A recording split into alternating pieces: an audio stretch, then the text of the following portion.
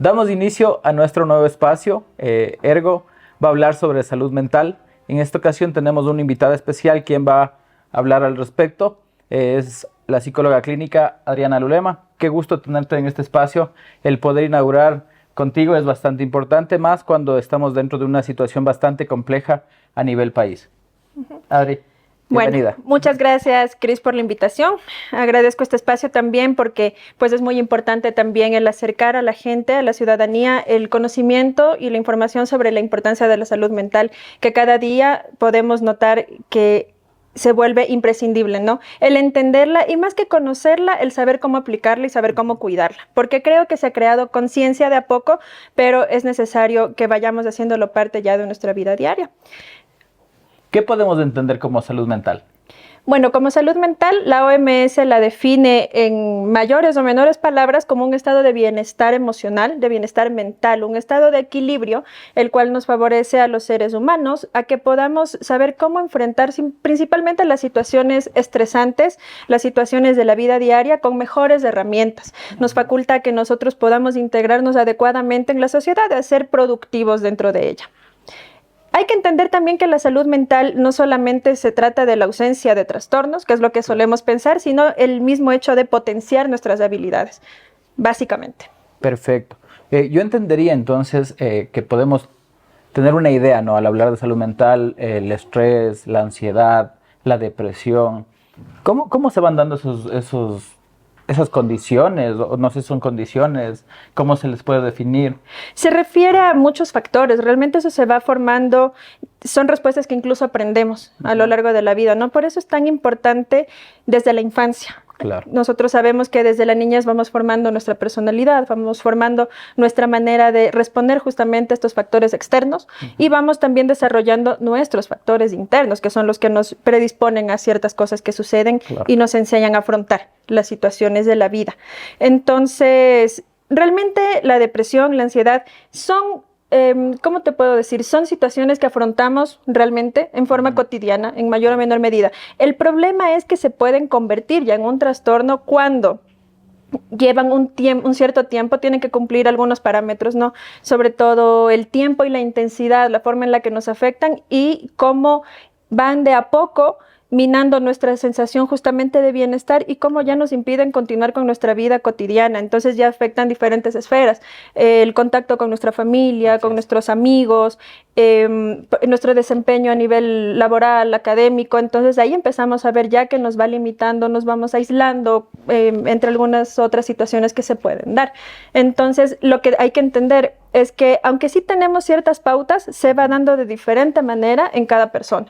Tú sabes que las personas, no hay dos personas iguales, ¿no? La personalidad se configura siempre de manera distinta, entonces un mismo trastorno o una misma afectación no se va a presentar igual en la misma intensidad en ninguna persona. Así estén viviendo situaciones similares, cada una puede presentarlo de diferente manera. Habrás notado que cuando una persona está afrontando una situación muy estresante, algunos pueden mostrar molestia, frustración, otros presentan llanto, se afecta en unos el sueño, en otros no, unos duermen más, otros duermen menos, unos tienen más hambre, otros se les reduce el apetito. Entonces hay un montón de factores que pueden determinar justamente esto si es que se llega a constituir en un trastorno. Como te digo, en resumen, es el hecho de qué tanto nos afectan ya y qué tanto impiden continuar con nuestra vida normal. Ahora se ha hecho habitual el escuchar, ¿no?, a profesionales, no solo de la psicología, sino en general hablar del tema de la salud. Por ejemplo, nosotros de nuestro espacio del Ergo Podcast conversábamos con abogados con el doctor Pedro Gervés exclusivamente, que él decía que el mejor amigo de un abogado tiene que ser un psicólogo, tomando en consideración el nivel de estrés que se maneja, el nivel grado de preocupación por los casos complejos que se maneja también. Entonces, pero esto ya va un poco más en general, ¿no?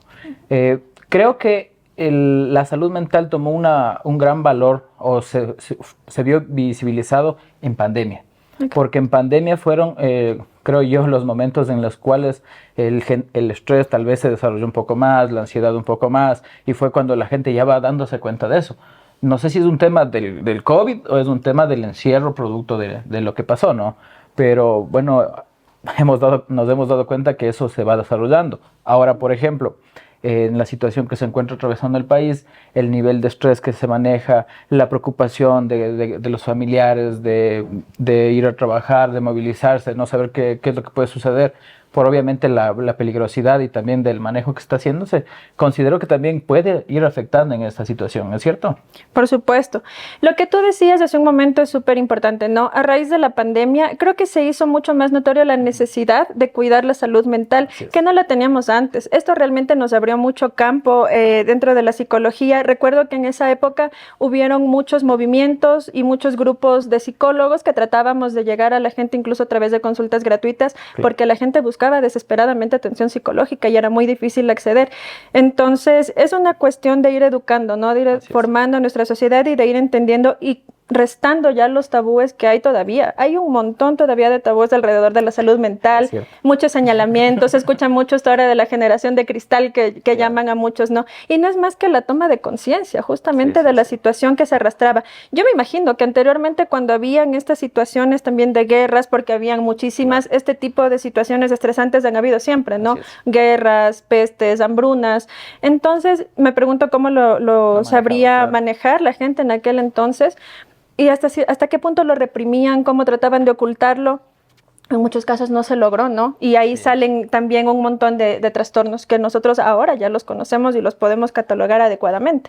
Entonces, ¿ahora qué sucede? En la situación que nosotros estamos atravesando en nuestro país, creo que no podemos negar que todos lo hemos vivido. Todos experimentamos esta situación, esta incertidumbre y cómo esto realmente sí nos lleva a una situación muchas veces extrema, porque primero sí, el hecho de estar encerrados ya es una alteración en nuestro ritmo de vida, ¿no? En nuestro ritmo de vida normal, la cotidianidad cuando se rompe es muy difícil. Estamos acostumbrados a un hábito.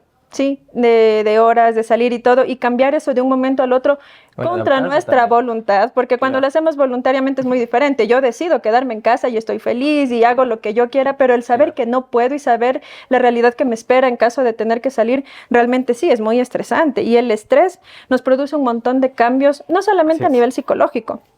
Todos hemos experimentado, creo, el estrés y cómo estas alteraciones a nivel de nuestra química cerebral acaban alterando también a nivel físico. Ahí es donde vienen un montón de estas enfermedades psicosomáticas, la gastritis, vienen las migrañas, y todo esto se asocia y creo que ya lo podemos conocer y lo habremos experimentado muchas veces.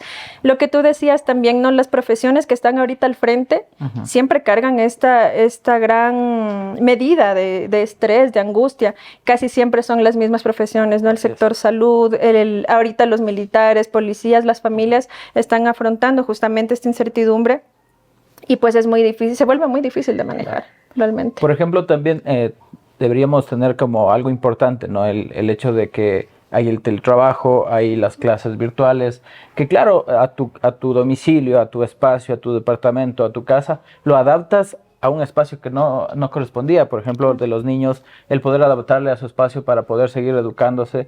De igual manera, en el teletrabajo, en un lugar donde tú vas a descansar, a relajarte, que es tu domicilio, tienes que ir a trabajar. Entonces, esas cosas también van afectando, ¿no? Considero que es importantísimo el topar este tema, como decíamos. El tabú todavía de hablar de la salud mental, considero yo que ya es hora de acabar con eso. Cuando nosotros lanzábamos el espacio salud mental con Ergo, porque Ergo es jurídico, pero quisimos topar este tema porque es muy importante y como venía manifestando con más de una veintena de abogados que hemos conversado, todos creen que es importante. Entonces yo considero que es oportuno hacerle conocer también a la ciudadanía en general. Cuando nosotros lanzamos el proyecto, no faltó el mensaje de, estás loco, o por qué quieres tratar a la gente, o cosas así, ¿no? Y seguir tachando el tema de la salud mental como locura o como algo que es, cuidado, no lo digas solo los débiles, o, si eres de cristal, dedícate a otro tipo de carrera, o no hagas derecho penal, por ejemplo. Claro. Entonces, claro, son lineamientos personales que ya vienen acarreando con temas culturales también, que bueno, de alguna manera estos espacios también van abriendo la mente de la gente que desconoce. En este caso nosotros desconocemos el tema de salud mental. Entonces, por ejemplo, lo que quisiera ir adentrándonos es, ¿qué aconsejas o cómo determinar si ya estás ingresándote en un espacio donde te puede afectar a tu salud mental? ¿Cómo identificar que estás ingresando a la ansiedad o que estás ingresando a la depresión, al estrés. Claro, como te decía, lo principal que nosotros vamos dándonos cuenta, ¿no? Es de que ya vamos percibiendo este malestar, ¿no es cierto? Tenemos una sensación frecuente, constante, de no estar bien, estamos tensos, estamos estresados, ya lo podemos ir notando. Se nota también en nuestra salud física, como te decía, repercute mucho. Nos vamos dando cuenta también que se alteran otras esferas, por ejemplo, el apetito, ¿no es cierto? Como te decía, hay casos en los que se nos reduce el apetito, no tenemos hambre o empezamos a comer demasiado, empezamos a comer por ansiedad. Eso creo que es un tema también que ya mucha gente lo va sacando, lo va conociendo. Lo mismo con el sueño, el hábito del sueño muchas veces se ve alterado también. No podemos dormir, nos despertamos frecuentemente, nos despertamos a una cierta hora y ya no podemos volver a descansar. Nuestra calidad de sueño se ve muy afectada. Y eso, lógicamente, que va a traer muchas otras consecuencias también. Por otro lado, también vamos notando en nuestro pensamiento, en nuestra motivación, nos sentimos desganados, nos sentimos desmotivados, empezamos a tener una visión tal vez un poco sombría sobre nuestro futuro, sobre nuestra situación actual también, ¿no? Así es. El contexto en el que nos desenvolvemos, y también ya se va viendo en los afectos, ¿no? En la forma en la que nos relacionamos con los demás. Ya no me interesa tanto estar en contacto con las demás personas, empiezo a aislarme, ya no quiero salir. Esto va a depender, ¿no? Porque por ejemplo, no todas las personas tienen el hábito de salir, prefieren estar en casa. Entonces no quiere decir que tengan una situación de por medio, va a depender de tu contexto y de tu realidad. Pero tú ya vas viendo cómo se va alterando justamente tus hábitos, tus propios hábitos van cambiando y no te sientes bien con esos cambios, no te sientes a gusto, porque si tú lo haces, como te decía hace un momento, por tu voluntad es muy diferente. Claro. Esto puede también venir afectado, por ejemplo, por las noticias, que ahora es más habitual tener acceso a las redes sociales. Ves en varias redes sociales puedes tener información del mundo, ¿no? Entonces, el uso de los dispositivos, el exceso del uso de dispositivos también considero que puede ir afectando, porque claro, ahora se ve que desde edades muy pequeñas ya tienen el dispositivo, o ahora nosotros podemos ingresar y vemos que en tal lugar hubo un atentado, o en otro lugar, entonces te va creando una tensión, ¿no? Y creo que una de las recomendaciones también es evitar noticias, claro, no desvincularte totalmente, pero evitar ese tipo de contacto, ¿no? Sí, justamente esta es otra situación que nos afecta muchísimo actualmente, y es el uso excesivo de las pantallas. Claro. Y como lo vemos, muchas veces sí lo hemos tomado, y creo que en eso nos podemos declarar culpables la mayoría, ¿no? Lo hemos tomado como una medida hasta cierto punto de desahogo, de desconexión de la realidad. Pasa que creamos este hábito de ir y meterme un ratito en TikTok a ver videos, por lo que sea, porque estoy muy estresado, entonces por ahí veo algo que me relaja, pero no siempre, ¿no? Siempre nos vamos a encontrar con situaciones que nos recuerdan y nos regresan a esta realidad en la que estamos viviendo, y a veces, sí, a veces tendemos a incluso nosotros mismos tratar de buscar más información, nos metemos más a cosas que realmente no se deberían compartir. Se recomienda, por ejemplo, te habrán llegado un montón de videos, de cadenas, de mensajes con información que ni siquiera es tan verídica, ni siquiera acudimos a fuentes a las que podemos realmente confiarnos. Hay esta facilidad de que cualquier persona puede tomar el celular y grabar, compartir fotos, crear falsos audios. Ahora con el acceso que tenemos a la inteligencia artificial es terrible, ya no sabes en qué confiar. Y creo que todo eso te desestabiliza aún más. Totalmente. Porque no sabes, ¿no? Y te llega un montón de información que no sabes realmente la fuente, será o no será. Entonces sí es importante nosotros como adultos también saber desconectarnos, saber cuándo es el momento para parar. Como tú decías, saber la fuente a la que voy e identificar en qué momento yo debo también tratar de cuidar, porque en el caso de las familias hay que recordar que los niños y los adolescentes son altamente vulnerables, son el grupo, y bueno, como psicóloga infantil y de adolescentes, creo que te puedo decir que los niños son el grupo más vulnerable siempre, siempre, ¿no? Porque en ellos se está formando una personalidad, ellos están aprendiendo de nosotros cómo afrontar justamente este tipo de situaciones, cómo manejar estas emociones fuertes que podemos vivir en este momento. Y el hecho de que ellos se enfrenten a violencia, que puedan llegar a ver videos en los que pues hay sangre de por medio, ¿no? En los que hay un montón de agresiones, de insultos y cosas, de amenazas, porque es lo que está llegando en estos días, puede ser realmente muy difícil de manejar, de digerir para ellos. Si lo es para nosotros, imagínate para un niño que todavía ni siquiera entiende sus propias emociones, peor el contexto. No es bueno ocultar del todo la realidad, porque ellos son muy inteligentes y a veces tendemos a ellos A quererlos engañar. De asumir que ellos no saben y saben. Realmente ellos se dan cuenta de todo lo que sucede y creo que hasta puede ser, digámoslo de alguna manera, no ofensivo para ellos, ¿no? El hacernos a la idea de que ellos no saben nada y que es fácilmente el poderles engañar. Realmente no es así. Lo que tenemos que saber es cómo comunicarles lo que está pasando, limitarnos en el tipo de información que les damos y tratar también de darles espacios. En casa siempre podemos tener espacios para poder compartir en familia y que eso por un momento también nos saque de esta sensación de encierro, ¿no? De esta sensación de estrés. Perfecto, Adri. Sí, topaste un tema que me parece muy importante, es el poder verificar las fuentes. Actualmente se puede crear cualquier tipo de información falsa y difundirla y obviamente afectar a cualquier persona, ¿no? A mí me pasó hace poco tiempo en el cual hacen una publicación que sacan de contexto totalmente, pero claro, la gente que no tiene la capacidad de buscar la fuente o de verificar si existe, la crea, la comparte y la sigue difundiendo y se va desinformando.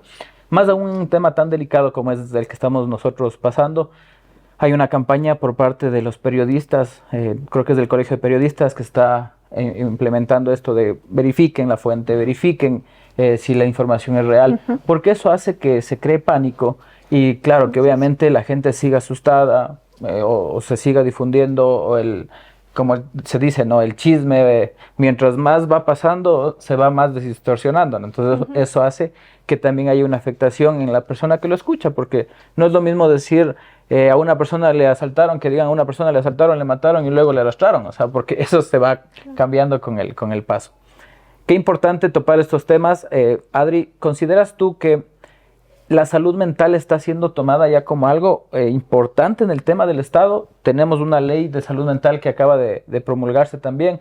Considero que va a ser importantísimo en la implementación de profesionales en el servicio de salud, porque ya no va a ser, un ejemplo, desconozco cuántos son, ya no va a ser el 100 psicólogos, sino que tiene que triplicarse o cuadruplicarse para poder brindar ese servicio adecuado, para poder en realidad cumplir con el objetivo que se tiene, ¿no? Claro. Hay una situación que a mí me llama mucho la atención y es que siempre un factor predisponente para este tipo de alteraciones en nuestra salud mental es justamente la pobreza. Así es. Y una persona en situación de pobreza extrema, que a duras penas tiene en promedio, por decirte, unos $2 diarios para todo, ¿no? Para alimentación, salud, vivienda, etcétera.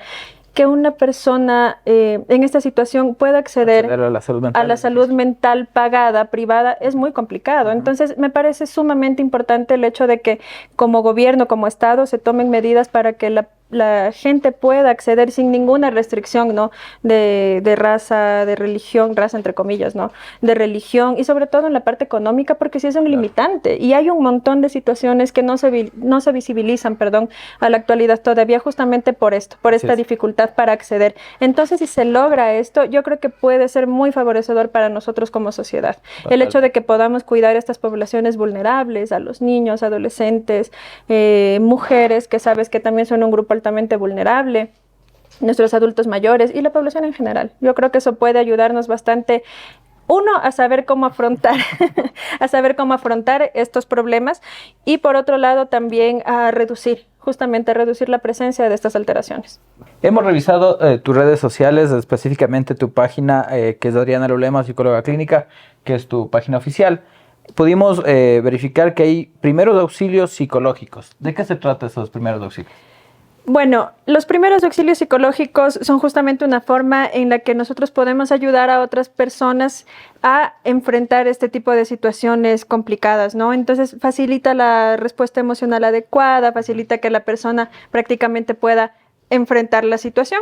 Claro. Lo que hay que considerar es que no es una forma de terapia, no es una intervención terapéutica, no nos va a ayudar a brindar un diagnóstico, entonces simplemente es una intervención que la puede hacer una persona, por así decirlo, natural, al momento inmediato, pero finalmente deberíamos derivar a la persona pues a un profesional de la salud mental, ¿no? Entonces, en sí es esto, es una primera intervención justamente ante una situación de emergencia. ¿Cuáles serían, por ejemplo, los pasos que debería seguir una persona que esté padeciendo algún tipo de problema en temas de salud mental muy básicos, ¿no? Algo que le ayudaría, por ejemplo, a sobrellevar. Bueno, en cuanto a los primeros auxilios psicológicos, se maneja una serie de pasos, el ABCD, que son 5 pasos que comúnmente se los realiza. Pero realmente, bueno, yo lo adapté un poquito más en la publicación que pudiste ver porque me parecía importante justamente que esta información sea fácil de entenderla para que las personas puedan aplicarlas al momento de necesitarlo en un momento de emergencia. Entonces, en este caso, yo las cambié un poquito. El primer paso sería el realizar la escucha activa a la persona, ¿no? Quien está enfrentando esta situación de emergencia, es importante escucharle sin juzgar, ¿sí? Claro. Sin hacer burlas, sin hacer comentarios, simplemente centrarnos en escuchar en ese momento. El siguiente paso es el ayudar a la persona, el invitarle a realizar una respiración controlada. Está demostradísimo justamente la importancia de saber realizar una respiración adecuada para ayudarnos también a nosotros a reducir la activación que tenemos en ese momento. Entonces es importante esto, el ayudarle a inhalar tranquilamente, a incluso contener un poco el aire y exhalar. Por lo general se hace esto en determinados tiempos, ¿sí? Hasta contar 4, recomiendan 1, nosotros hasta el 5. Eso va a depender porque, como te digo, no es una forma de intervención terapéutica, entonces netamente es el ayudar a la persona, el invitarle a controlar la respiración. El siguiente paso que yo recomendaría sería justamente poder identificar cuáles son las necesidades que está en ese momento enfrentando la persona. Entonces puede ser desde una llamada telefónica, puede ser la necesidad de información, por ejemplo, sobre familiares, un vaso de agua, puede ser cualquier cosa que en ese momento a la persona le pueda ayudar a calmarse un poquito, ¿no? El siguiente paso sería el que nosotros podamos el ayudar ya a derivarle a esta persona, a darle la respuesta a través de una persona, una profesional, ¿sí? O a una persona adecuada, puede ser la policía, los bomberos, etcétera. Y finalmente, sí, el derivar al personal de salud mental adecuado, que es lo que se recomendaría.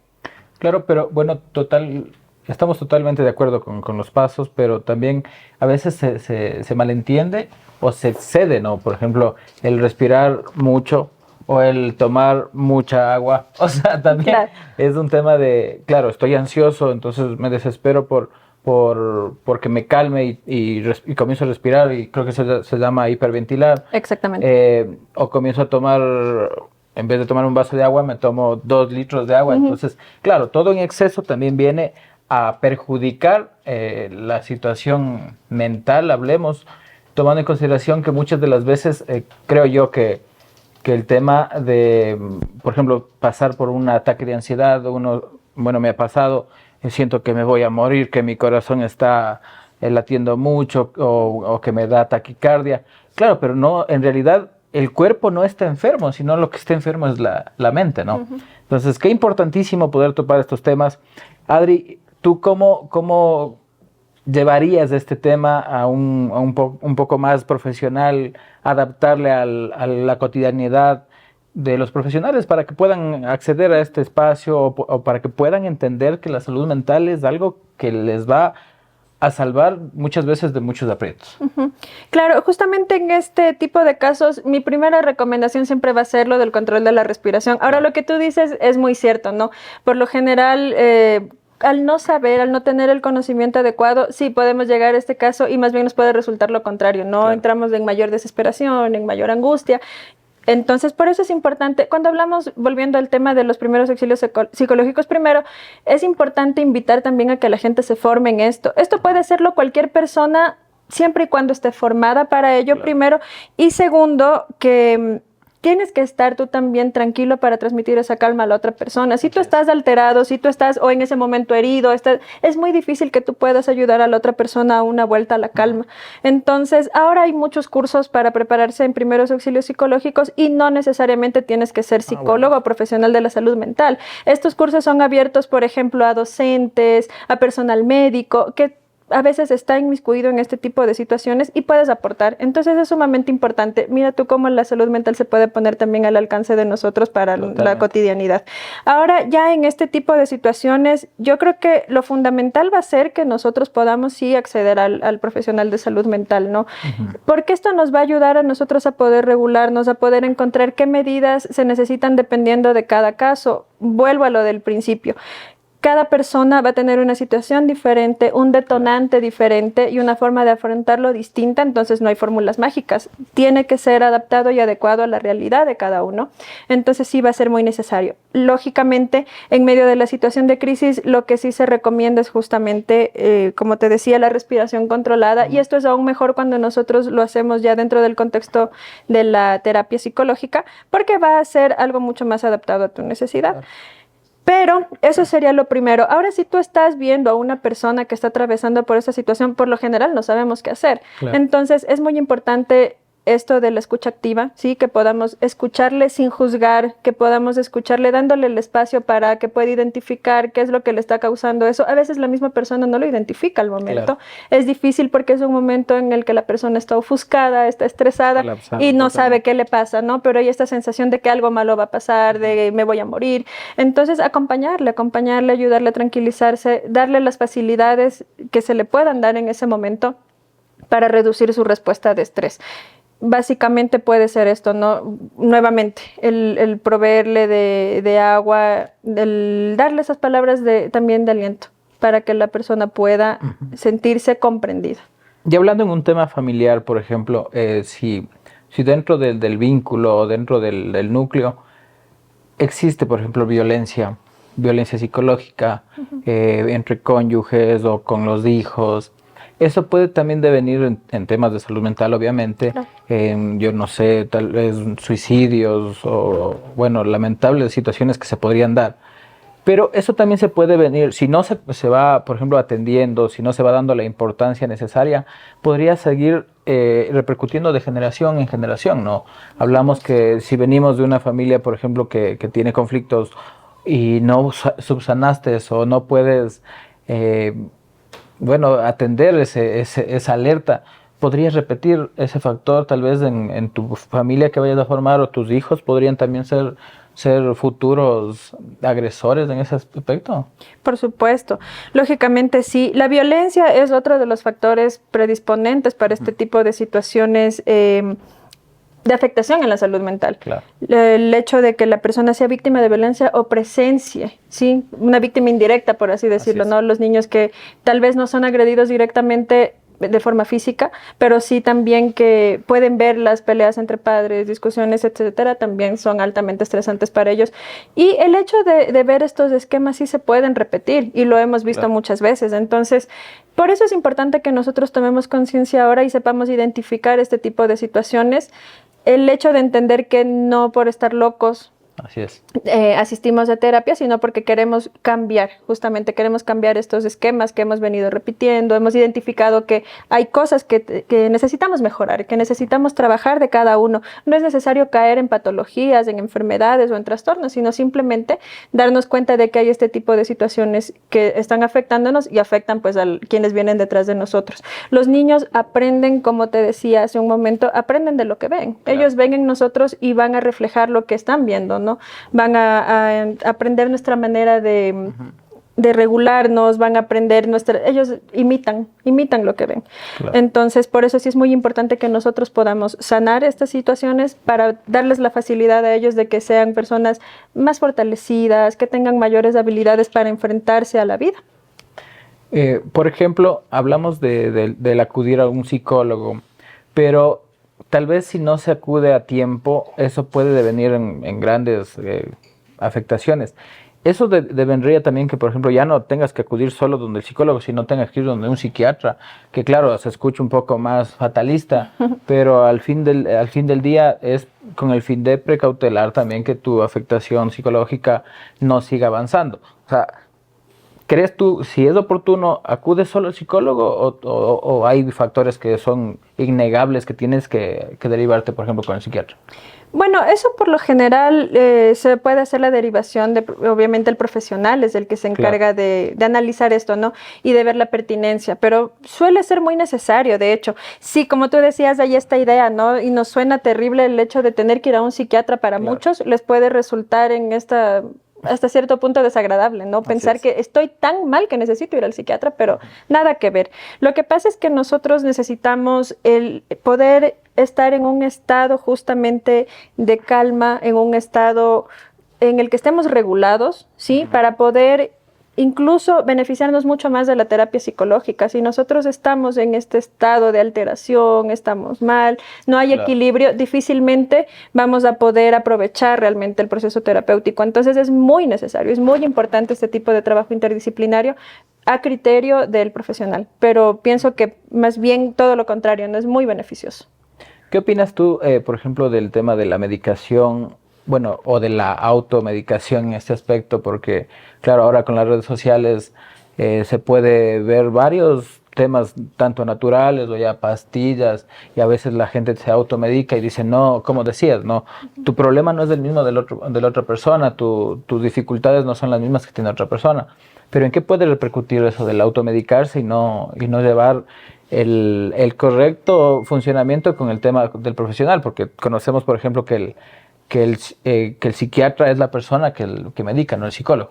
Exactamente, claro, un psicólogo no medica, pero yo pienso que ambas cosas van de la mano, ¿no? El proceso terapéutico junto con el tratamiento también medicamentoso. Bueno, lo que pasa con esta situación de la automedicación es justamente el hecho de que nosotros no tenemos el conocimiento necesario para saber primero cuál es el mecanismo de acción, qué contraindicaciones tiene, qué efectos colaterales puede tener también, no conocemos de dosis, entonces es un poco complicado el hecho de que podamos nosotros recomendarnos, aparte de que lo que me resulta a mí tal vez no te resulte a ti, te puede más bien resultar contraproducente.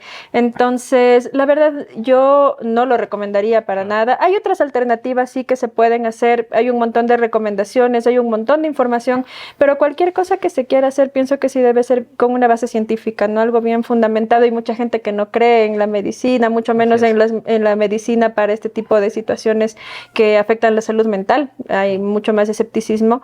Pero para eso siempre habrá el profesional indicado, que en este caso es el psiquiatra, ¿no? Mira tú que a pesar de ser profesionales de la salud mental, igualmente los psicólogos no estamos en condiciones de medicar. Peor aún si es que es el familiar, el conocido, el que te receta, el que te manda a tomar algo, porque como te digo, no conocemos qué puede pasar, qué hay detrás de ese medicamento. Entonces lo ideal es justamente esta terapia conjunta en caso de necesitarlo, ¿no? La terapia psicológica junto con la terapia medicamentosa. ¿Qué recomendaciones darías de la ciudadanía en general ahora que están pasando por esta preocupación, por este tema del país, para que puedan cuidar su salud mental en temas familiares también o personales? Bueno, lo más básico que puedo recomendar siempre para el cuidado de nuestro bienestar en general, de nuestra salud mental, es el hecho de este cuidado integral, ¿no? También de nuestra salud física. Entonces, es sumamente importante el hecho de que nosotros tengamos buenos hábitos, ¿no? Claro. Y por lo general los conocemos, pero no los cumplimos. Y en eso nos declaramos culpables, creo la mayoría, ¿no? Entonces, actualmente tenemos este mal hábito, ¿no? De llevarnos el celular a la cama y revisar nuestras redes, revisar noticias, lo que sea, hasta el último momento antes de decidirnos a acostar, y esto reduce notablemente nuestra calidad de sueño. Nos despertamos cansados, no nos despertamos con esta sensación de realmente haber aprovechado el momento de sueño. Entonces, eso es también algo que debemos cuidar. La alimentación también tiene muchísimo que ver, ¿sí? Al cuidar nuestra salud física, también estamos cuidando nuestra salud mental. Y el hecho de tener actividades también de ocio, a veces nos centramos mucho en el trabajo, en la parte académica, y descuidamos también esta parte de tener momentos de descanso, de relajación, sobre todo en familia, ¿no? Eso también nos ayuda, como lo mencionaba antes, el hecho de poder encontrar actividades que nos diviertan, que nos permitan compartir entre nosotros, siempre va a ser algo que nos ayude muchísimo a sentirnos bien. Y finalmente, en cuanto a lo que me decías, ¿no? Del tema familiar, pues ahí está la respuesta, el hecho de nosotros también poder darnos tiempo de escucharnos, de tener conversaciones realmente profundas, de poder, sobre todo con quienes tenemos niños, tenemos hijos, el hecho de también escuchar cómo se sienten, el ayudarles a poner en palabras sus emociones, lo que están pasando, porque por lo general ellos carecen de esta facilidad. Como también lo decía, nos pasa a los adultos, no se diga a los niños, ¿no? Claro. Entonces es el momento también de ellos enseñarles a tener una buena inteligencia emocional y eso les va a ayudar también a ellos a desempeñarse de mejor manera en todos los aspectos de su vida. Sí, efectivamente, como decías, ¿no? Normalmente empieza el año y decimos queremos cambiar nuestros hábitos, me voy al gimnasio, me voy a hacer ejercicio, y es algo que no terminamos haciendo. Muchísimas gracias, Adri, por haber conversado con nosotros acerca de la salud mental. Es nuestro primer programa en este tema, que tendremos, bueno, varios programas también topando temas relacionados a la salud mental, al cuidado de los niños también, de los adolescentes, de las personas víctimas de algún tipo de delito, de las personas que han sido víctimas también tal vez de una reclusión innecesaria porque tal vez fueron inocentes, entonces que devienen también en problemas que van acarreándole y van a seguir afectándole en su vida. Muchísimas gracias, damos por culminado este programa, sin antes agradecer a todos los que nos siguen, nos están viendo. Esperamos que este programa sea de su interés y también esté aportando en el crecimiento tanto jurídico como es nuestro programa, así como también emocional en este ámbito. Cristian Velastegui, Estudio de Abogados.